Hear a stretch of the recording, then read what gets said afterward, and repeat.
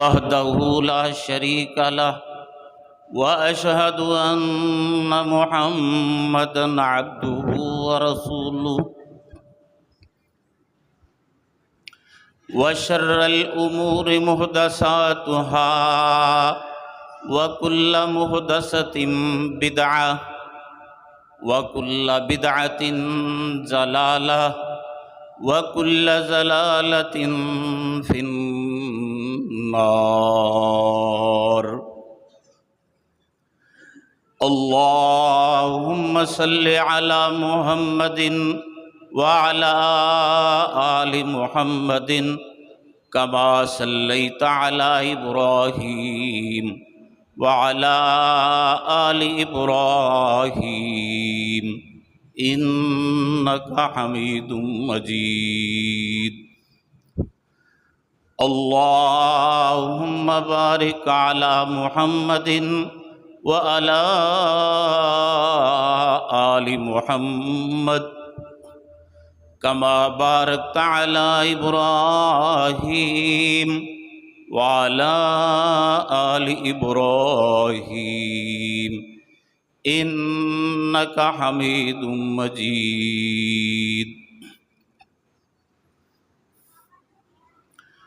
رب اشرح لي صدري ويسر لي أمري واحلل عقدة من لساني يفقهوا قولي رب زدني علما أعوذ بالله السميع العليم من الشيطان الرجيم بسم الله الرحمن الرحيم يا أيها الذين آمنوا قوا أنفسكم وأهليكم نارا وقودها الناس والحجارة عليها ملائكة غلاظ شداد لا يعصون الله ما أمرهم ويفعلون ما يؤمرون وقال الله تعالى في مقام آخر ربنا هب لنا من أزواجنا وذرياتنا قرة أعين وجعلنا للمتقين إماما قال النبي صلى الله عليه وسلم إذا مات الإنسان انقطع عمله كله إلا من ثلاثة صدقة جارية أو علم ينتفع به أو ولد صالح يدعو له وقال عليه السلام كلكم راع وكلكم مسؤول عن رعيته ہر قسم کی حمد و ثنا، تعریف، تحمید، تسبیح اور بڑائی اللہ وحدہ لا شریک کی ذات کے لیے، جو ہم سب کا خالق، مالک، رازق، پروردگار، موجد اور داتا ہے۔ ان گنت درود و سلام رحمت کائنات، فخر موجودات، سرور انبیاء، امام الہدا حضرت سیدنا محمد الرسول اللہ صلی اللہ علیہ وسلم کی پاک ذات کے لیے، جو ہم سب کے رہبر و رہنما، مرشد اعظم، قائد اعظم اور تمام انبیاء و رسل کے سید اور سردار ہیں۔ حضرات، قرآن مجید کے دو مختلف مقامات سے آیات کریمہ تلاوت کی ہیں اور نبی اکرم صلی اللہ علیہ وسلم کی دو مختلف احادیث مبارکہ اس وقت پڑھی ہیں۔ ان کے خلاصہ کے مطابق اور آلریڈی طے شدہ اور اعلان شدہ موضوع کے مطابق آج کی گفتگو انشاءاللہ قرآن و حدیث کی روشنی میں اور آج کے حالات کے مطابق جو کہ پرخطر اور پرفتن دور ہے، تربیت اولاد کے اہم فریضہ پہ گفتگو ہوگی۔ اللہ تعالیٰ سے دعا ہے حق کہنے کی شرح صدر سے توفیق عطا فرمائے، اور جس فریضہ جمعہ کی ادائیگی کے سلسلے میں ہم اس کے گھر میں حاضر ہیں، اللہ تعالیٰ ہم سب کی حاضری کو شرف قبولیت سے مالا مال فرمائے۔ مجھے اور آپ کو یہ توفیق دے کہ ہماری یہ نشست اور ہماری یہ محفل اور ہماری یہ گفتگو سراسر اصلاحی ہو، علمی ہو، انقلابی ہو، فکری ہو اور شعوری ہو، اور اسے سن کر ہمیں دونوں فریقین کو اللہ تعالی عمل کی توفیق عطا فرمائے۔ اور خلوص سے دعا ہے رب العزت ہمارے جانشینوں کو، ہماری اولادوں کو، ہمارے بچوں کو، ہمارے بیٹوں اور بیٹیوں کو ہمارے لیے خلف الرشید بنائے، صدقہ جاریہ بنائے، اور جب ہم قبر میں ہوں اس سے پہلے ہم اسے اس حالت میں انہیں چھوڑ کر جائیں، تربیت کرتے ہوئے، صراط مستقیم پہ گامزن کرتے ہوئے جائیں کہ ہمارے لیے وہ راحت کا سامان بنے، دعاؤں کا ذریعہ بنے، اور ان کی دعاؤں سے ہماری کوتاہیاں اور ہماری خطائیں اور ہماری سزائیں قبر میں بھی معاف ہو جائیں۔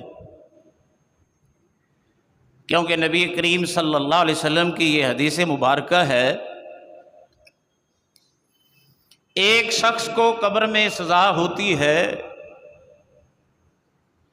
تو اچانک اس کی سزا راحت میں بدل جاتی ہے۔ وہ اللہ کے فرشتوں سے یہ پوچھتا ہے کہ دارالعمل دنیا ختم ہو گیا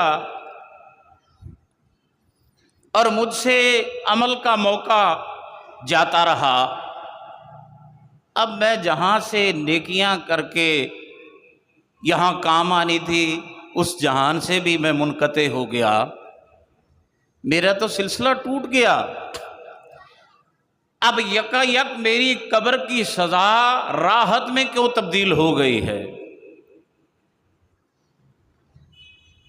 تو حدیث میں آتا ہے کہ اللہ کے فرشتے یہ کہتے ہیں بے استغفار والدی کا، جس بچے اور بچی کو نماز پہ، نیکی پہ، قرآن پہ لگا کے آیا تھا، آج اسے تیری یاد آئی ہے اور اپنے والد یا والدہ محترمہ کو یاد کر کے اس نے ہاتھ اٹھا کے کہا ہے رب ارحمہما کما ربیانی صغیرا، تو اللہ تعالیٰ نے ان کی طلب استغفار کی وجہ سے تمہارے قبر کے عذاب کو ختم کر دیا ہے اور راحتوں میں تبدیل کر دی ہے۔ اللہ تعالیٰ ہمیں یہ توفیق دے کہ ہم اپنی اولادوں کو اس حال میں چھوڑ کر اس جان سے جائیں کہ ہمیں بھی ان کی استغفار سے قبروں میں سکون ہو۔ یہ جو اللہ نے اولاد کا سلسلہ بنایا ہے، بیٹے بیٹیاں، یہ میٹھا میوہ اور میٹھی مراد یہ خدا تعالیٰ کی ہمارے اوپر بہت بڑی نعمت ہے۔ المال والبنون زینت الحیات الدنیا، سورہ الکہف میں رب العزت فرماتے ہیں کہ مال اور بیٹے یہ دنیا کی زندگی کی خوبصورتی اور حسن ہے، جسے اللہ نصیب کر دے۔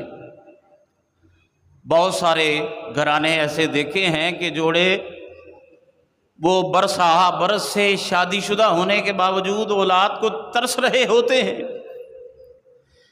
اور یہاں تک کہہ رہے ہوتے ہیں کہ اے کبریا،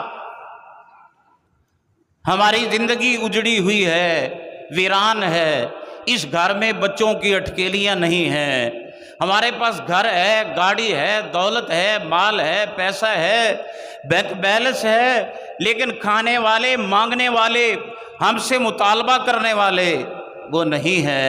اللہ تو ہمیں بیٹا نہیں دیتا تو بیٹی ہی عطا فرما۔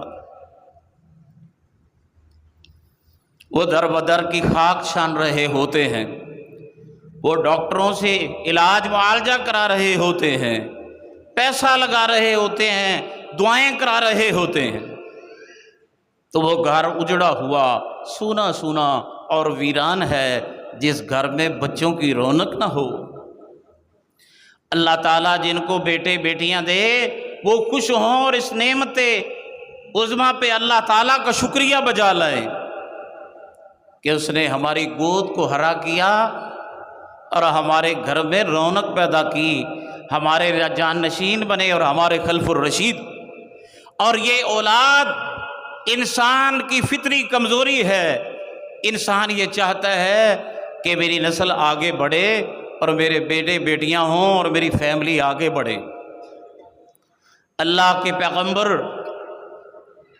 حضرت ابراہیم علیہ السلام اللہ تعالیٰ نے ابو الانبیاء بنایا ہے، جد الانبیاء ہیں، اور ان کی شان یہ ہے کہ ان ابراہیم کان امۃ واحدہ، اس اکیلے کی محنت اتنی ہے کہ ایک امت کی محنت کے مترادف اور برابر ہے، تاج نبوت ہے، اور پیغمبری کی سرداری سے سرفراز کیے گئے، لیکن پھر بھی یہ کہتے ہیں کہ رب ہب لی من الصالحین، اے اللہ میری عمر اب 86 برس کی ہو چکی اور میرے پاس یہ میٹھا میوہ نہیں ہے، مجھے اپنی جناب سے اولاد عطا فرما۔ 13 برس تک دعائیں کرتے رہے، آخر 99 ایئرز میں اللہ تعالیٰ نے 99 سال کی عمر میں حضرت ابراہیم علیہ السلام کو لگتے جگر سے نوازا۔ حضرت زکریا علیہ السلام، قرآن یہ کہتا ہے کافہا یا عین صاد ذکر رحمت ربک عبدہ زکریا اذ نادى ربہ نداء خفیا، کہ جب بی بی مریم کے پاس بے موسم پھل دیکھتے ہیں تو عرض گزار ہوتے ہیں کہ اللہ اگر تو بغیر موسم کے بند کمروں کے اندر میوے دے سکتا ہے تو بڑھاپے میں مجھے اولاد کیوں نہیں دے سکتا؟ تیرے خزانوں میں کمی نہیں اور تیرے سامنے کچھ مشکل نہیں، تو ناممکن کو ممکن کر دکھاتا ہے۔ تو اللہ تعالیٰ سے بیٹا مانگتے ہیں، اللہ نے کہا کہ اے میرے زکریا میں تجھے بیٹا بھی دوں گا، اس کا نام آسمانوں سے میں یحییٰ علیہ السلام رکھوں گا، اور وہ تیرا بیٹا ہوگا، میرا پیغمبر ہوگا، میرا نبی ہوگا۔ تو آپ ان دو مثالوں سے یہ اندازہ لگا سکتے ہیں بخوبی کہ اولاد کا نہ ہونا، اس سے انسان کی فیلنگز کیا ہوتی ہیں، اور اولاد کے ہونے سے انسان کی خوشی کا سامان کیسا ہوتا ہے، اور یہ فطری طور پر انسان کی کمزوری ہے۔ پھر اللہ تعالیٰ اگر اولاد دے دیتا ہے تو سیدنا ابراہیم علیہ السلام اپنے مالک سے اس کا شکریہ ادا کرتے ہوئے یہ کہتے ہیں الحمدللہ الذی وہب لی علی الکبر اسماعیل و اسحاق ان ربی لسمیع الدعاء، میں اس اللہ کا شکر ادا کرتا ہوں جس نے میری جھولی میں 2 نگینے، 2 لال ڈالے، ایک کا نام سیدنا اسحاق علیہ السلام ہے اور دوسرے کا نام سیدنا اسماعیل علیہ السلام۔ اللہ کا شکریہ ادا کرے جن کے پاس اولاد ہو، اور یہ اولاد خدا کی دین ہے، اللہ کے علاوہ کوئی نہیں دے سکتا۔ یہ در بدر کی ٹھوکریں مارنے والے جب بھی انہیں بیٹے یا بیٹی یا اولاد کی ضرورت ہو وہ اللہ کے دربار کے سوا کسی سے نہ مانگیں۔ پھر یہ قرآن کہتا ہے چاہے بیٹا ہو چاہے بیٹی ہو یہ اس کی دین ہے، یَهَبُ لِمَن يَشَاءُ إِنَاثًا وَيَهَبُ لِمَن يَشَاءُ الذُّكُورَ، نر دے نرینہ اولاد دے تو پھر بھی اسی کی دین، اگر مادہ اولاد یعنی بیٹیاں دے تو پھر بھی اسی کی دین۔ اب اولاد نرینہ ہوتی ہے تو ہم فیس بک پہ چڑھا دیتے ہیں کہ اللہ تعالیٰ نے مجھے بیٹے جیسی نعمت سے نوازا ہے، پھر مٹھائیاں بانٹ رہے ہوتے ہیں، خوشی سے تذکرے کر رہے ہوتے ہیں، لیکن جب بیٹی آتی ہے تو پھر ہمیں چپ لگ جاتی ہے، ہم مایوسی کا شکار ہو جاتے ہیں اور پھر شرمندگی سے کسی کو نہیں بتاتے کہ میرے ہاں بیٹی پیدا ہوئی ہے، پھر لڈو نہ صحیح تو برفی بھی ہم نہیں بانٹتے اور پھر اس کی خبر بھی سوشل میڈیا پہ ہم نہیں دیتے، کیوں کہ ہم خدا تعالیٰ کے فیصلے پہ ناراض ہیں۔ اللہ یہ کہتا ہے کہ میں نے اپنے محمد صلی اللہ علیہ وسلم کو 3 بیٹے دیے اور خاتم المرسلین کا ختم نبوت کا اعزاز قائم رکھنے کے لیے ان تینوں کو بچپن میں دودھ پیتے ہوئے فوت کر لیا، لیکن 4 بیٹیاں رسول اللہ کی زندہ رہی، حضرت رقیہ، زینب، ام کلثوم اور سیدہ زہرا۔ تو رسول اللہ کی اولاد نرینہ نہیں تھی، پیدا ہونے کے بعد فوت ہو گئی، تو اللہ کے پیغمبر صلی اللہ علیہ وسلم نے کبھی ایسا شکوہ زبان پہ آپ نے نہیں لائے تھے کہ اللہ نے مجھے بیٹے کیوں نہیں دی۔ پھر قرآن ایک نبی کا تذکرہ کرتا ہے جو صاحب مدین تھے اور اس کا نام تھا حضرت شعیب علیہ السلام، وہ آنکھوں سے نبینا تھے اور ایسی مجبوری اور معذوری کی حالت میں اللہ تعالیٰ نے انہیں بیٹیاں دی تھی، بیٹا نہیں تھا، لیکن وہ خدا کی قدر پہ، اس کی تقدیر پہ اور اس کے فیصلے پہ راضی تھے۔ آج اہل کفار کا وتیرہ اور رویہ ہمارے مسلمانوں کے اندر کیوں آ گیا ہے؟ اللہ تعالیٰ اہل مکہ کا شکوہ کرتے ہوئے کہتے ہیں وَإِذَا بُشِّرَ أَحَدُهُمْ بِالْأُنْثَىٰ ظَلَّ وَجْهُهُ مُسْوَدًّا وَهُوَ كَظِيمٌ، کہ اہل مکہ میں سے جب کسی کو یہ خوشخبری ملتی کہ تیرے ہاں تیری بیوی کے بدن سے بیٹی پیدا ہوئی ہے تو ان کا چہرہ سیاہ ہو جاتا تھا اور وہ غصے کے ساتھ اپنا چہرہ بسور لیتے تھے۔ تو آج کے مسلمان اگر یہ ایسا کرتے ہیں تو بتائیں پھر وہ کس کی سنت پہ عمل کرتے ہیں؟ چاہے اولاد نرینہ ہو چاہے غیر نرینہ ہو، یہ اللہ تعالیٰ کی طرف سے بہت بڑی نعمت ہے، ہر حالت میں اسے نعمت سمجھ کر اور رحمت سمجھ کر اس کا شکریہ ادا کرنا چاہیے، وگرنہ ایسے گھروں سے جا کے پوچھیں جو خالی گود بیچارے تنہا بیٹھے ہوتے ہیں، بیوی اور بانجھ ہے اور یہ جوڑا بانجھ ہے اور باہر گیا ہوا ہے خاوند، بیوی اس کا انتظار کرتی رہتی ہے کب آئے گا، اور میری یہ تنہائی، یہ دیواریں اور یہ گھر خالی اور یہ آنگن مجھے کھائے جا رہا ہے، کیونکہ یہاں بچوں کی اور پھولوں کی رونق نہیں ہے۔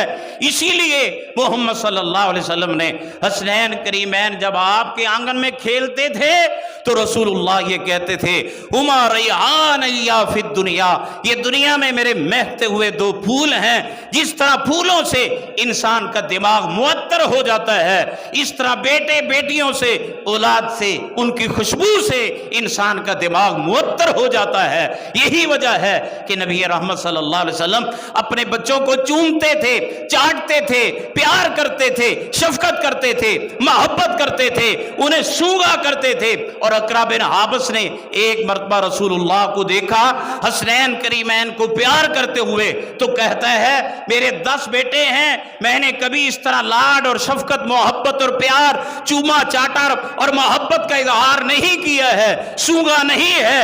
اس قدر انتہا میں جا کر میں ان کی خوشبو اور خوشی نہیں محسوس کرتا۔ تو سرور کونین نے یہ فرمایا اللہ نے تیرے سینے سے لطف و رحمت کو، شفقت کو چھین لیا ہے، تجھے پتھر بنا دیا ہے، سنگ دل بنا دیا ہے، تو میں کیا کروں؟ میں تو وہ محمد ہوں جو اپنے نواسوں سے اسی طرح پیار کرتا ہوں جیسے اپنے حقیقی بیٹوں سے پیار ہوتا۔ تو آپ اندازہ لگائیں کہ یہ اولاد کتنی بڑی نعمت ہے، اور اس کی تربیت کے بارے میں یہ ہمارا قیمتی اثاثہ ہے۔ یہ دنیا کی خوشی کا سامان تو ہے ہی، لیکن یہ ہمارے لیے آخرت کا ذخیرہ بھی ہے۔ جب چھوٹا بچہ فوت ہوتا ہے جو بالغ نہ ہو تو اس کا ہم جنازہ پڑھتے ہیں، اس جنازے کی دعا رسول اللہ نے کیا سکھلائی ہے؟ اللہ کے نبی یہ فرماتے ہیں، یہ دعا پڑھو، اللہم اجعلہ لنا سلفا وفارتا وذخرا واجرا۔ یا اللہ اس بیبی کی موت کو اور اس چھوٹے بچے کی وفات کو جو دنیا میں ہمارے ساتھ نہیں رہ سکا، ہمارے لیے اگلے جہان کی خوشی کا اور سامان آخر ذخیرہ آخرت بنا دے۔ اور جب رسول اللہ صلی اللہ علیہ وسلم معراج شریف پہ گئے تھے تو 7ویں آسمان کے اوپر اللہ کے پیغمبر نے ایک مسجد دیکھی تھی، اور آپ نے فرمایا اس مسجد کا نام بیت المعمور ہے، اور وہ قبلہ اول ہے، اللہ کا گھر بیت اللہ ہے جو آدم علیہ السلام نے تعمیر کیا تھا۔ حضرت نوح کے زمانے میں طوفان نوح میں فرشتوں نے اوپر اٹھا لیا تھا اور 7ویں آسمان پہ ٹکا دیا ہے۔ وہاں ملائکہ طواف کرتے ہیں اور وہ خانہ کعبہ کے بالکل عین سیدھ پہ ہے، نیچے اللہ کے نبی کی امت طواف کرتی ہے، اور اوپر بیت المعمور پہ اسی سیدھ پہ آسمان کے نورانی ملائکہ طواف کرتے ہیں۔ ملائکہ اتنے زیادہ ہیں جو ایک بار طواف کرے گا کائنات میں دوبارہ اس کی کبھی باری نہیں آئے گی، لیکن اللہ نے مسلمانوں کے لیے یہ بندوبست کیا ہے جو چاہے ہر سال چلا جائے، ہر ہفتے چلا جائے، ہر جمعہ اللہ نے زیادہ راہ دیا ہے تو حرم مکی میں یا حرم مدنی میں جا کر پڑھ سکتا ہے۔ ایک بابا جی باریش تھے، سفید داڑھی تھی، روحانی چہرہ تھا، اس بیت المعمور کے ساتھ ٹیک لگا کر بیٹھے ہوئے ہیں، اور اس کے سامنے چھوٹے چھوٹے بچوں کا جھمکٹا ہے۔ سرور کونین صلی اللہ علیہ وسلم نے پوچھا یہ کون ہے؟ فرمایا ابو کا ابراہیم، سلم علیہ یا محمد، اے محمد اسے سلام کرو، یہ تمہارا باپ ابراہیم علیہ السلام ہے جو تمہارے لیے دعائیں کرتا رہا ہے۔ اللہ کے نبی نے سلام کیا، ماجرا پوچھا یہ چھوٹے چھوٹے بچے کیا ہیں؟ فرمایا یہ مسلمانوں کے بچپن میں نابالغ فوت ہونے والے بچے بابا جی کی کسٹڈی میں دیے گئے ہیں، قیامت کے دن ہوگا اللہ کے دربار میں جھگڑ کر اپنے والدین کو جنت کی طرف لے کر جائیں گے۔ تو میں نے عرض کیا کہ یہ اولاد دنیا کی زینت، خوشبو تو ہے ہی، لیکن یہ ہمارے لیے آخرت کا ذخیرہ اور یہ قیمتی ترین اثاثہ بھی ہیں۔ جب یہ مل جاتے ہیں تو ان کی تربیت کے بارے میں ایک بہت بڑی ذمہ داری ہمارے اوپر عائد ہوتی ہے۔ آج کے زمانے میں جب حکمرانوں کی مہنگائی کا ظلم اور بے روزگاری کا ظلم اور قرضوں کا ظلم اور ٹیکسز کا ظلم، اور یہاں امیر کے لیے نظام اور ہے، غریب کے لیے نظام اور ہے، مڈل طبقہ پس رہا ہے، یوتھ پس رہی ہے، جب پاکستان میں کوئی آنکھ کھلتا ہے تو موروثی طور پر وہ بیچارہ اس حالت میں پیدا ہوتا ہے کہ وہ مقروض ہے۔ آج کے اس دور میں جو پرفتن دور ہے میرے بھائیوں، اس دور میں ہماری یہ ذمہ داری بنتی ہے کہ ہم صرف یہ نہ سوچیں کہ میں انہیں کھلاؤں گا کیسے، انہیں پڑھاؤں گا کیسے، اور ان پہ خرچ کرنے کے لیے دن رات ایک ایسے کر دوں گا۔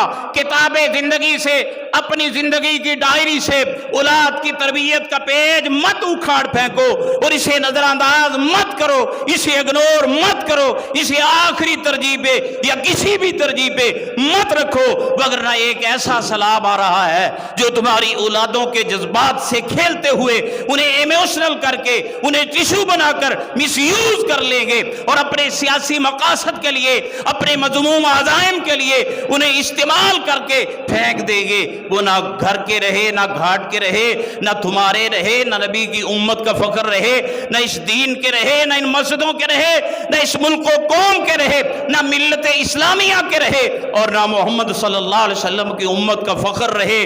آئیے اس بات کو سمجھیے، یہ ذمہ داری ہمارے اوپر کب سے عائد ہوتی ہے؟ رسول اللہ صلی اللہ علیہ وسلم یہ فرماتے ہیں جب ایک جوڑے کی شادی ہو جاتی ہے تو شادی ہونے کے فوری بعد ان کے اوپر اولاد کی امید، تمنا اور آرزو اور ان کے بارے میں ذمہ داریوں کا احساس اور فیلنگ ان کا آغاز ہو جاتا ہے۔ یہی وجہ ہے کہ اللہ کے نبی میاں بیوی کو ملتے وقت یہ دعا سکھاتے ہیں کہ یہ دعا پڑھا کرو، اللہم جنبنی الشیطان وجنب الشیطان مما رزقتنا۔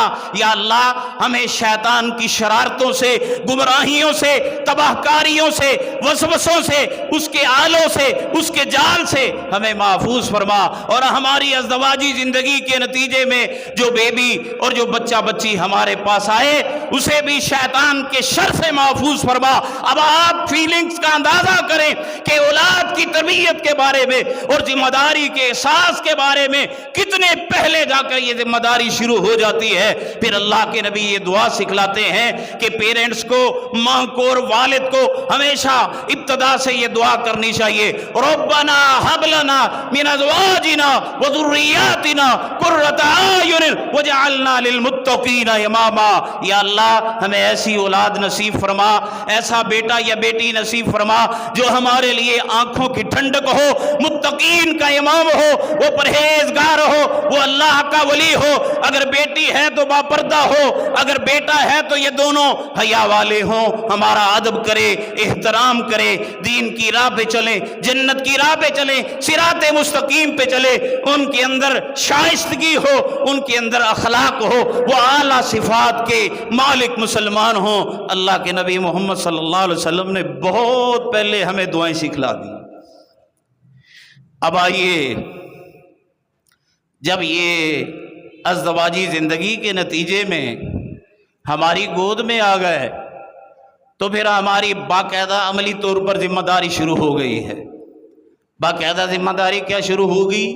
رسول اللہ فرماتے ہیں جب بچہ پیدا ہوتا ہے تو اس کے دائیں کان میں اذان دی جائے اور توحید کا سبق جو اس کی فطرت میں رکھ کر اسے بھیجا گیا ہے، اس فطرت توحید کو جگایا جائے۔ فطرت اللہ التی فطر الناس علیہا، یہ توحید کی فطرت ایسی ہے، کسی یہودی، عیسائی، کرسچن اور غیر مذہب اور ہندو کے گھر میں بھی جو بچہ پیدا ہوتا ہے وہ اسلام کی فطرت توحید پہ پیدا ہوتا ہے۔ کل مولود یولد علی الفطر فابواہ یہودانہ او ینصرانہ او یمجسانہ، یہ ماں باپ کی جھولی میں ڈال کر انہیں یہ کہا جاتا ہے اب یہ آپ پہ ڈیپینڈ کرتا ہے، چاہے یہودی بنا دو، عیسائی بنا دو، مجوسی بنا دو یا محمدی بنا دو، یہ آپ پہ ڈیپینڈ کرتا ہے۔ اس کے کان میں جس فطرت کو دیکھ کر اللہ نے اسے دنیا میں آنکھ کھولنے کے قابل بنایا ہے، اس فطرت کی منادی اور اعلان کر دو، فرما اللہ اکبر اللہ اکبر، یہ اذان دے دو، اللہ کی توحید کا نغمہ اور یہ رس اس کے کانوں میں گھول دو۔ پھر رسول اللہ صلی اللہ علیہ وسلم یہ فرماتے ہیں کسی نیک شخص سے، متحمل سے، بردبار سے، اعلیٰ اخلاق والے سے، اللہ والے سے اسے گڑتی دلوانی چاہیے، تہنیک کروانی چاہیے، گڑ کو لبوں کے اندر ایک لعاب بنا کر یا کھجور کو ایک نرم کر کے لعاب بنا کر، یہ شہد کو اپنے لب کے ساتھ لگا کر لعاب بنا کر اس مسلمان بچے کے منہ میں بسم اللہ شریف پڑھ کر ڈال دے، یہ مسلمان کا لب، یہ گڑتی ہے، یہ گھٹی ہے، یہ تہنیک ہے۔ صحابہ اکرام کے ہاں جب بچے پیدا ہوتے تھے تو وہ محمد صلی اللہ علیہ وسلم کی گودی میں لا کر رکھ دیتے تھے، اللہ کے نبی اپنے لعاب دہن سے، لعاب مبارک سے گھٹی دیتے تھے اور پھر دعائے خیر و برکت کرتے تھے۔ حضرت عبداللہ بن زبیر رضی اللہ تعالی عنہ مدینہ منورہ میں ہجرت کرنے کے بعد مسلمانوں کے ہاں جو پہلا بیبی پیدا ہوا وہ عبداللہ بن زبیر تھے۔ عبداللہ بن زبیر اللہ کے نبی کی گود میں لا کر رکھ دیے گئے، مسلمانوں میں بڑی خوشی ہوئی اور رسول اللہ نے شہد کے ساتھ چبا کر، شہد کو اپنے لب کے ساتھ ملا کر اللہ کے پیغمبر صلی اللہ علیہ وسلم نے اسے گڑتی دی ہے۔ پھر نبی رحمت صلی اللہ علیہ وسلم نے ان کی تربیت کے بارے میں آگے ارشاد فرماتے ہوئے یہ فرمایا جب وہ 7 دن کے ہو جائیں تو ان کا عقیقہ کرو۔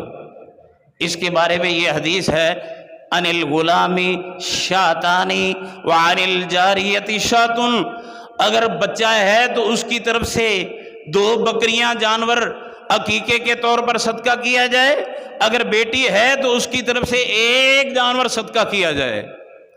آج کل یہ بھی ہو رہا ہے کہ لوگ ایک گائے کر دیتے ہیں اور اس کے اندر قربانی کی 7 ڈھیریاں سمجھ کر 7 لوگوں کا عقیقہ کر دیتے ہیں۔ اور ہم نے اپنے شہر میں یہاں تک یہ سنا ہے کہ ایک مفتی صاحب نے پیدل بغیر کسی شرعی دلیل کے یہ فتویٰ دے دیا کہ قربانی کا جانور ذبح کرو، اس کے اندر جتنی ڈھیریاں چاہو وہ قربانی کی رکھ لو اور جتنی ڈھیریاں چاہو وہ عقیقے کی رکھ لو، گویا کہ قربانی اور عقیقے کو مکس اپ کر دیا۔ اب اسلام کہتا ہے قربانی کا چیپٹر بالکل الگ ہے، اس کے احکام و مسائل بالکل الگ ہیں، اور عقیقے کا چیپٹر اسلام کے مطابق احادیث میں محدثین کے بیان کردہ طریقے کے مطابق بالکل الگ ہے، اس کی ٹائمنگ بھی الگ ہے، اس کی ٹائمنگ بھی الگ ہے، اس کے جانور کے تقاضے الگ ہیں، اس کے الگ ہیں، اس میں دوندا ہونا شرط ہے، اس میں یہ شرط نہیں ہے۔ تو یہ کیسے دو مختلف شرعی احکام کو ٹوچن ڈال کر انہیں اکٹھا کر دیا گیا؟ تو رسول اللہ فرماتے ہیں عن الغلام شاتان وعن الجاریت شات، نر بیبی کی طرف سے 2 بکریاں اور اولاد نرین غیر نرینہ کی طرف سے 1 بکری، یہ کرو۔ پھر اللہ کے نبی فرماتے ہیں اپنے بچوں کے خوبصورت نام رکھا کرو۔ کس طرح کے نام رکھا کریں؟ فرمایا فَإِنَّكُمْ تُدْعَوْنَ يَوْمَ الْقِيَامَةِ بِأَسْمَائِكُمْ وَأَسْمَاءِ آبَائِكُمْ فَأَحْسِنُوا أَسْمَاءَكُمْ۔ مشکات المصابیح کی 2 جلد میں ابی بن کعب اس حدیث کے راوی ہے، اور چیپٹر کا نام ہے باب الاسامی، اس کے اندر یہ چیپٹر موجود ہے۔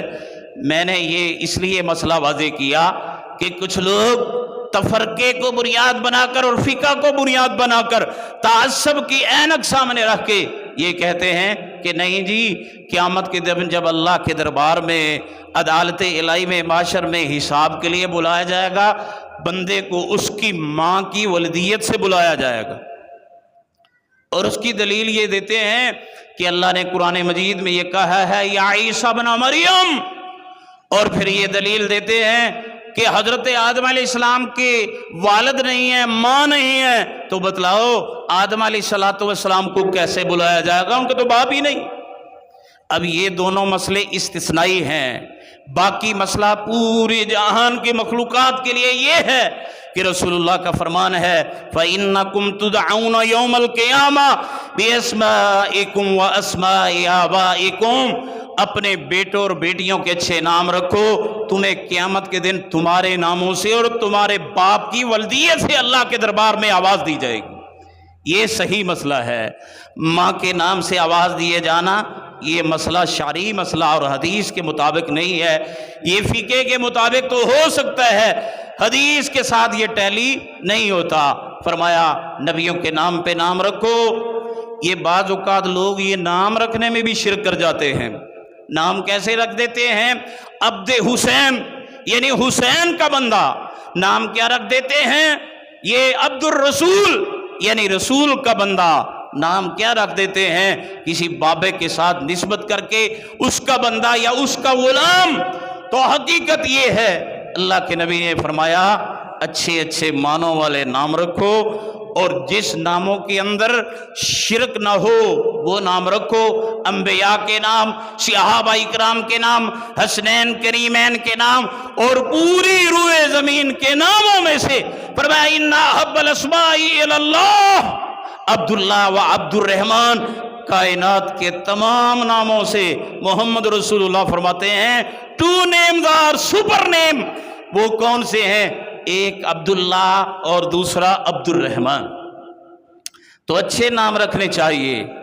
پھر نبی کریم صلی اللہ علیہ وسلم فرماتے ہیں تمہاری یہ ذمہ داری ہے اولاد کی تربیت کے بارے میں کہ جب کہ ان کی عمر 7 سال کی ہو جاتی ہے تو حدیث میں آتا ہے مروا اولادکم بالصلاۃ، اپنی اولادوں کو نماز کی تربیت دو، ٹریننگ دو، تلقین کرو۔ ہم نے یہ دیکھا ہے جب بچپن میں ہم نانی اماں سے کہتے تھے کہ نانی اماں ہمیں رات کو سونے سے پہلے کہانی سنائی جائے، تو وہ نانی اماں یہ کہتی تھی بیٹا مجھے پہلے التحیات سنائی جائے، مجھے پہلے سبحانک اللہ سنائی جائے، اور مجھے پہلے سورہ الفاتحہ سنائی جائے، مجھے پہلے رب اجعلنی سنائی جائے۔ آج وہ مائیں کہاں ہیں جو اپنے بیٹوں کو باتوں باتوں میں لگا کر نماز سکھا دیا کرتی تھی؟ آج وہ مائیں کہاں ہیں جو اپنے بیٹوں کو رات کی کہانیوں کا جھانسا دے کر سورہ الملک یاد کرا دیتی تھی؟ آج وہ مائیں کہاں ہیں جو اپنے بیٹوں کو اذان کی تربیت اور ٹریننگ دیتی تھی؟ کبھی شرمندگی ہوتی ہے کہ جب کوئی بندہ تنہا ہو جائے اور باہر سے مسلمان آ رہا ہو نماز پڑھنی ہو تو اسے کہیں کہ چلو ہم دونوں جماعت کے ساتھ نماز پڑھ لیتے ہیں۔ اسے کہتے ہیں تکبیر پڑھو تو وہ کہتا ہے مجھے تو تکبیر نہیں آتی۔ جب کسی سے کہا جائے آذان کہو تو کہتا ہے مجھے تو آذان نہیں آتی۔ تو رسول اللہ صلی اللہ علیہ وسلم کی حدیث کے مطابق ناکام کون ہوا؟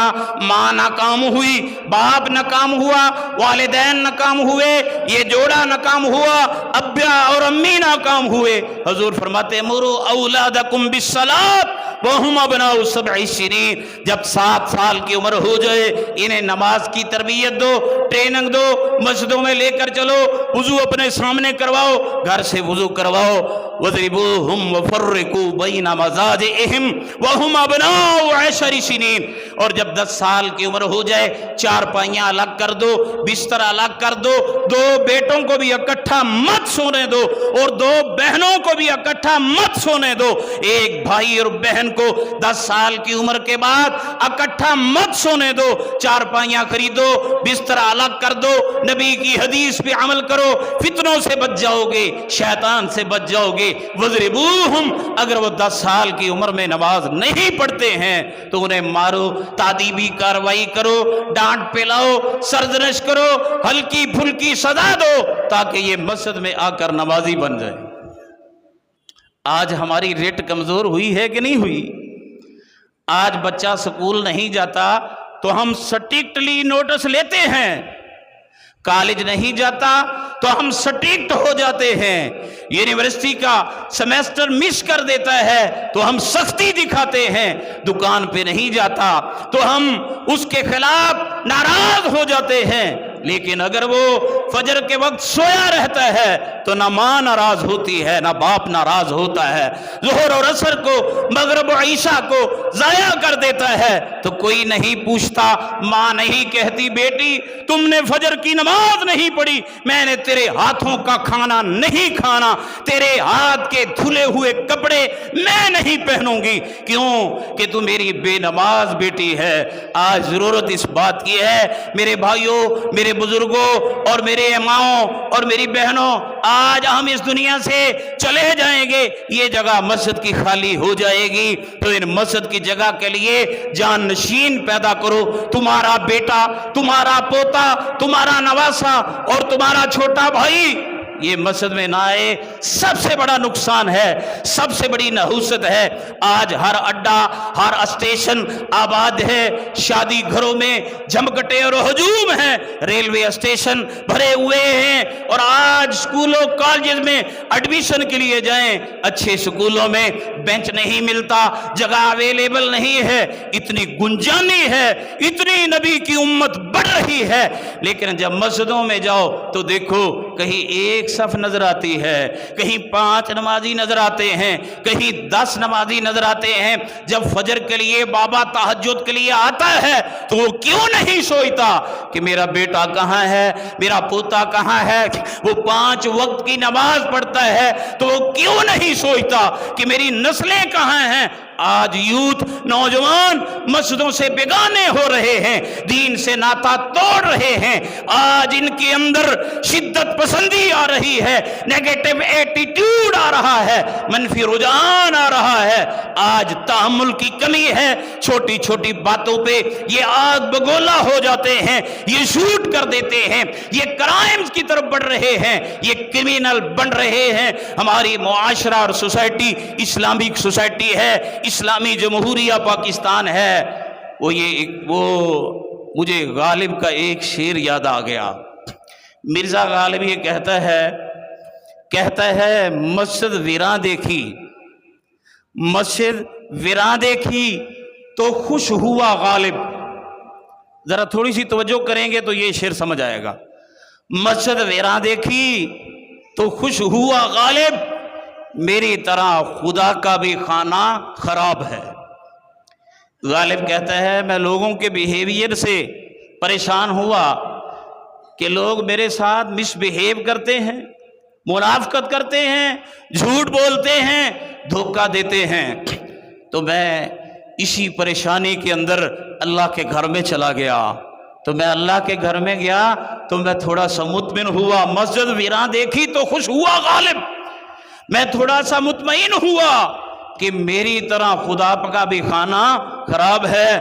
یعنی وہ اللہ، وہ منعم حقیقی، وہ محسن حقیقی، جس نے ہر نعمت سے مالا مال کیا اور نوازا، اور جس نے کہا وَإِن تَعُدُّوا نِعْمَةَ اللَّهِ لَا تُحْصُوهَا، میری نعمتیں اتنی بے شمار ہیں، شکریہ ادا کرنا تو دور کی بات ہے، تم کبھی گن بھی نہیں سکتے۔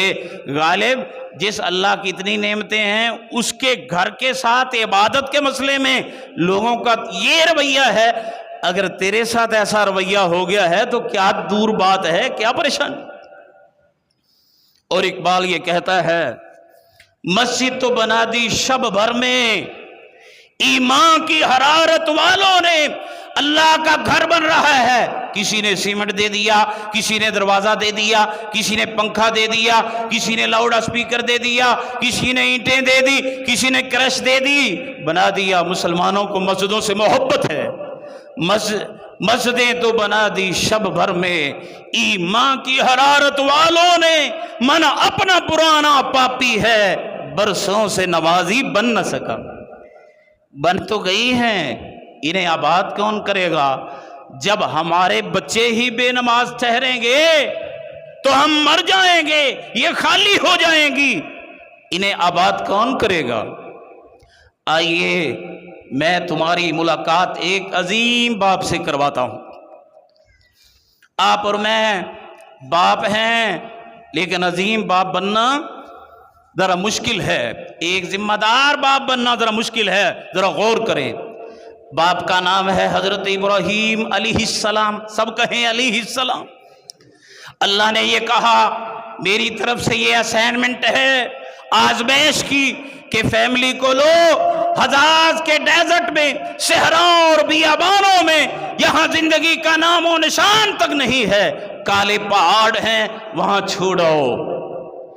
نبی نے سیدہ ہاجرہ سے بات کی، حضرت اسماعیل علیہ السلام کو لے لیا، تھوڑا سا پانی ہے، ستو ہے، کھجوریں ہیں، لے لیا، زیادہ راہ لے لیا، اور اونٹنی پہ بیٹھ کر چل دیے۔ اب سلیکشن اور چوائس اور تھاٹ اور تھنکنگ اور سوچ ایک عظیم باپ کی اور آج کے باپ کی کتنا ڈفر ہے اور کتنا فرق ہے۔ ہم کہاں کھڑے ہیں ایک ستی باپ پر بن کر، وہ کہاں کھڑے ہیں وہ عظمت کا مینارہ بن کر۔ اللہ میں نے اپنے بیٹے کو، بیوی کو تیرے گھر بیت اللہ کے پاس چھوڑا ہے، یہ بھی صحراؤں میں ہے، بیابانوں میں ہے، حجاز کے ریگستان میں ہے، اور میں تیرے گھر کے قریب چھوڑ کے جا رہا ہوں۔ میرے نبی کیوں؟ اس لیے کہ میرے بیٹے کی نماز ضائع نہ ہو، اور میری فیملی اور میری بیوی یہ میری نگرانی سے آؤٹ ہوں تو یہ بے نماز نہ ہوں۔ قرآن نے کتنے خوبصورت الفاظ استعمال کیے، پہاڑ آیا ہے، اوجل ہو جائیں گے، پیچھے رہ جائیں گے، نبی اس پار چلا جائے گا، لیکن وہاں ہاتھ اٹھا کر یہ کہتا ہے ربنا انی اسکنت من ذریتی بواد غیر ذی زرع عند بیتک المحرم ربنا لیقیموا الصلاة فاجعل افئدة من الناس تہوی الیہم وارزقہم من الثمرات لعلہم یشکرون۔ اللہ میرے بیٹے کو، میری بیوی کو ہمیشہ ہمیشہ کے لیے نمازی رکھنا۔ اور پھر یہ دعا جسے ہم نے اپنے اتحیات کا حصہ بنا لیا ہے، کبھی سوچا کرو یہ دعا کس نبی کی دعا ہے، کس کے الفاظ ہیں؟ سیدنا ابراہیم علیہ السلام یہ کہتے ہیں رب اجعلنی مقیم الصلاۃ ومن ذریتی ربنا وتقبل دعا ربنا اغفر لی ولوالدی وللمؤمنین یوم یقوم الحساب۔ ہماری رٹ کیوں کمزور ہو گئی ہے؟ ہم اتنے بے بس کیوں ہو گئے ہیں؟ ہم نماز اور مسجدیں بھرنے میں، اولاد کو صراط مستقیم پہ رکھنے میں اور نمازی بننے میں ہم اتنے کاہل سست غیر ذمہ دار کیوں ہو گئے ہیں؟ آؤ قرآن کی بات سنو، سورہ تحریم کی آیت نمبر 6 ہے، آپ کے رونگٹے کھڑے ہو جائیں گے، دل کی تختیوں پہ اس بات کو نوٹ کر لو اور اپنے اپنے گریبانوں میں جھانک کر دیکھو، اور شرم آ جانی چاہیے، ہمارا رویہ تبدیل ہو جانا چاہیے، ہمیں جاگ جانا چاہیے، کھڑے ہو جانا چاہیے۔ اللہ یہ فرماتے ہیں یا ایھا الذین آمنوا قوا انفسکم واہلیکم نارا وقودھا الناس والحجارہ علیہا ملائکۃ غلاظ شداد لا یعصون اللہ ما امرہم ویفعلون ما یؤمرون۔ ترجمہ بھی سنیں، اے ایمان کا دعویٰ کرنے والوں، اپنے آپ کو اور اپنے گھر کے افراد کو، فیملی ممبرز کو، بیٹے اور بیٹیوں کو، بیویوں اور بہوؤں کو، بھائیوں اور بہنوں کو جہنم کی آگ سے بچا لو۔ اس جہنم کا ایندھن لوگ اور پتھر ہوں گے، اور اس کے اوپر ایسے سنگ دل فرشتے تعینات ہوں گے جو اللہ سزا کا حکم دے گا بجا لائیں گے، نرمی نہیں کریں گے، سزا نرم نہیں کریں گے، غلاظ سنگ دل ہیں، شداد بڑے متشدد ہیں، وَيَفْعَلُونَ مَا يُؤْمَرُونَ۔ پھر نبی کی حدیث جو میں نے خطبے کے آغاز میں پڑھی تھی، اس حدیث پہ بھی غور کر لیں، کلکم راعٍ وکلکم مسئول عن رعیتہ، تم میں سے ہر ایک ذمہ دار ہے، ہر ایک نگہبان ہے، اور ہر ایک سے اس کی نگہبانی کے بارے میں سوال ہوگا۔ یہ ہم سے پوچھا جائے گا، تو باپ تھا، تیرا بیٹا نمازی کیوں نہیں بنا؟ ہم سے پوچھا جائے گا، تم ماں تھی، تیری بیٹی نمازی کیوں نہیں بنی؟ ہم سے پوچھا جائے گا، تم والدین تھے، تمہارے بیٹے حیا والے کیوں نہیں بنے؟ ہم سے پوچھا جائے گا، تمہارے بچے یہ سینما بینی کیوں کرتے ہیں؟ ہم سے پوچھا جائے گا، تمہارے بیٹے بے حیا کیوں بن گئے؟ ہم سے یہ پوچھا جائے گا، تمہارے بچے دین اور مسجد سے بیگانہ کیوں ہو گئے، صفوں سے نفرت کیوں کرنے لگے؟ یہ مولویزم، یہ انبیاء کی راہ، یہ دین کی راہ، یہ اسلام کی راہ، یہ قرآن کی راہ، یہ حق کی راہ، یہ جنت کی راہ، یہ جہنم سے تحفظ اور بچاؤ کی راہ، اس راہ سے متنفر کیوں ہو گئے؟ بیگانہ کیوں ہو گئے؟ دور کیوں ہو گئے؟ دھوکے باز کیوں بن گئے؟ اور یہ تمہارے بچے اور بچیاں یہ فتنہ کیوں بن گئے؟ یہ ملک کے غدار کیوں بن گئے؟ یہ نبی کے غدار کیوں بن گئے؟ یہ اللہ کی توحید سے باغی کیوں بن گئے؟ یہ شرکستان کے گھٹا ٹوپ اندھیروں میں کیوں ڈوب گئے؟ یہ بے حیا بدکار زناکار یہ کیوں بن گئے؟ یہ لہو و لعب میں کیوں کھو گئے؟ یہ موبائل کی دنیا میں یہ شتر بے بہار کیوں ہو گئے؟ تمہاری مجرمانہ غفلت تھی، اے والدین، اے ماں اور اے باپ اور دادا جی اور نانا جی، یہ تمہاری مجرمانہ غفلت تھی، تم نے اس نہج پہ جان مار کر تربیت نہیں کی۔ تو بتلائیں ہمارے پاس پھر کیا جواب ہوگا جب اللہ یہ کہے گا؟ میرے نبی نے فرما دیا تھا کلکم راعٍ وکلکم مسئول عن رعیتہ۔ تو میرے بھائیوں بتلاؤ پھر ہمارے پاس کیا جواب ہوگا؟ آپ کا ٹائم اوور ہو چکا ہے، صرف 2-3 منٹ کے بعد میں اجازت چاہتا ہوں۔ آئیے قرآن مجید کا پارہ نمبر 21 ہے، اور اس پارے کے اندر ایک سورہ ہے، اس سورہ کا نام ہے سورہ لقمان۔ اور لقمان کے بارے میں آپ جانتے ہیں، سعید بن مسیب یہ کہتے ہیں یہ حبشی نسل تھے، موٹے موٹے ہونٹ تھے، رنگ کالا سیاہ تھا، اور یہ دانا تھے، نبی نہیں تھے، غیر نبی تھے، اور دنائی اتنی کمال کی تھی کہ اللہ تعالیٰ نے اس کے نام کی قرآن میں سورت بنا کر محمد کے قلب اطہر پہ نازل فرما دی۔ ایک دن غور کریں، ایک دن اپنے بیٹے کو بلایا اور یہ کہتے ہیں میرے بیٹا آج مجھے تم سے ایک اہم میٹنگ کرنی ہے، آج تیرا میرا ڈائیلاگ ہوگا، آج میں نے تیری تربیت کرنی ہے، آج میں نے اپنے والد ہونے کا حق ادا کرنا ہے، آج میں نے تیرے ساتھ بیٹھ کر فری ٹائم میں ایک ذمہ دار باپ بنے کا حق ادا کرنا ہے، تو نے کہیں نہیں جانا۔ بیٹے کو باؤنڈ کیا ہے، باپ اور بیٹا دونوں ہیں، یہ آمنے سامنے بالمشافہ ملاقات ہو رہی ہے، اور باپ کہتا کیا ہے؟ ذرا قرآن کے الفاظ پہ غور کریں۔ اللہ تعالیٰ یہ فرماتے ہیں، اللہ کو یہ چارٹر، یہ تربیت کا ایک ڈیزائن، یہ فارمیٹ اللہ کو اتنا پسند آیا کہ اللہ نے قرآن بنا کر محمد کی امت کے والدین کو تحفہ دے دیا۔ اس چارٹر کو فالو کرو، اس فارمیٹ کو اپناؤ، اور ان بنیادوں پہ چل کر اپنی اولاد کو سنوارو، سدھارو اور سیدھا کرو۔ مختصر باپ یہ کہتا ہے، وَإِذْ قَالَ لُقْمَانُ لِابْنِهِ وَهُوَ يَعِظُهُ يَا بُنَيَّ لَا تُشْرِكْ بِاللَّهِ إِنَّ الشِّرْكَ لَظُلْمٌ عَظِيمٌ۔ میں تجھے سب سے پہلا سبق یہ دینا چاہتا ہوں، اللہ کے ساتھ غداری مت کرنا، شرک مت کرنا، توحید پرست بن کر، موحد بن کر، یکسو ہو کر اللہ کی عبادت کرنا اور اسی کو اپنا حاجت روا اور مشکل کشا سمجھنا ہے۔ دوسری بات کیا کرتے ہیں؟ وَوَصَّيْنَا الْإِنسَانَ بِوَالِدَيْهِ حَمَلَتْهُ أُمُّهُ وَهْنًا عَلَى وَهْنٍ وَفِصَالُهُ فِي عَامَيْنِ أَنِ اشْكُرْ لِي وَلِوَالِدَيْكَ إِلَيَّ الْمَصِيرُ وَإِنْ جَاهَدَاكَ عَلَى أَنْ تُشْرِكَ بِي مَا لَيْسَ لَكَ بِهِ عِلْمٌ فَلَا تُطِعْهُمَا وَصَاحِبْهُمَا فِي الدُّنْيَا مَعْرُوفًا وَاتَّبِعْ سَبِيلَ مَنْ أَنَابَ إِلَيَّ ثُمَّ إِلَيَّ مَرْجِعُكُمْ فَأُنَبِّئُكُمْ بِمَا كُنْتُمْ تَعْمَلُونَ۔ اللہ کے احسانات کے بعد جن کا تجھ پہ بہت بڑا احسان ہے وہ تیرے ماں باپ ہیں۔ جب وہ بوڑھے ہو جائیں، احسان کر کر کے تھک جائیں تو ان سے منہ نہ موڑنا، بے رخی نہ اختیار کرنا، دور نہ ہونا، نمک حرام نہ ہونا، ادب بجا لانا، گستاخ نہ بننا، انہیں چھوڑ نہ دینا، اولڈ ایج ہوم میں داخل نہ کروا دینا، ان سے قطع تعلق ہی نہ کرنا۔ تیسری بات میں نے تجھ سے یہ کرنی ہے، یا بنی انہا ان تک مثقال حبۃ من خردل فتکن فی صخرۃ او فی السماوات او فی الارض یأتی بها اللہ ان اللہ لطیف خبیر۔ میرے بیٹے، نیکی کا موقع ضائع نہیں کرنا، چھوٹی یا بڑی نیکی کر کے اپنے نامہ اعمال میں لکھوا لینا۔ یا بنی اقم الصلاۃ، اے میرے بیٹے ہمیشہ نمازی بن کے رہنا ہے۔ وامر بالمعروف ونہی عن المنکر، نیکی کا جھنڈا اٹھا کے امر بالمعروف نہی عن المنکر کے ساتھ پوری زندگی کے لیے وابستہ ہو جانا ہے۔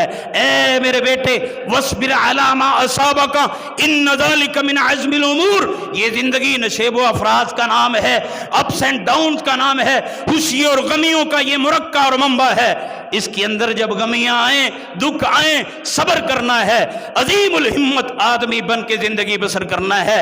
اور اے میرے بیٹے بات سن لے، وَلَا تُسَعِّرْ خَدَّكَ لِلنَّاسِ وَلَا تَمْشِ فِي الْأَرْضِ مَرَحًا، لوگوں سے منہ مت موڑنا، متکبر نہ بن جانا، تکبر کو اپنے اداؤں میں، اپنی زندگی میں جگہ مت دینا، اپنے دل میں جگہ مت دینا، عاجز بن کر تواضع کے ساتھ اللہ کی مخلوق کے ساتھ نرمی، شفقت، پیار کے ساتھ ڈیلنگ رکھنی ہے، خوش اخلاقی رکھنی ہے۔ اور اے میرے بیٹے یاد رکھو، کبھی آپ نے اپنے لہجے کو تند و تیز نہیں کرنا۔ وَاقْصِدْ فِي مَشْيِكَ وَاغْضُضْ مِنْ صَوْتِكَ إِنَّ أَنْكَرَ الْأَصْوَاتِ لَصَوْتُ الْحَمِيرِ، جارحیت، مکرو آواز یہ گدھوں کی ہوتی ہے، اور انسان اللہ کے نبی کا امتی، ایک اچھا بچہ اور ایک اچھا بیٹا وہ کبھی بھی جارحے نہیں ہوتا۔ یہ اتنا خوبصورت چارٹر ہے، ہم اس کا مطالعہ کریں، بچوں کو پڑھائیں، اس کی شکیں چارٹ پہ لکھ کر گھروں کے اندر فلیکس بنائیں اور لگائیں، انشاءاللہ ہماری اولاد کی تربیت ہو جائے گی۔ اللہ انہیں ہمارے لیے دنیا اور آخرت میں صدقہ جاریہ بنا، خلف الرشید بنا، نیک نامی کا سبب بنا۔ وآخر دعوانا الحمدللہ رب العالمین۔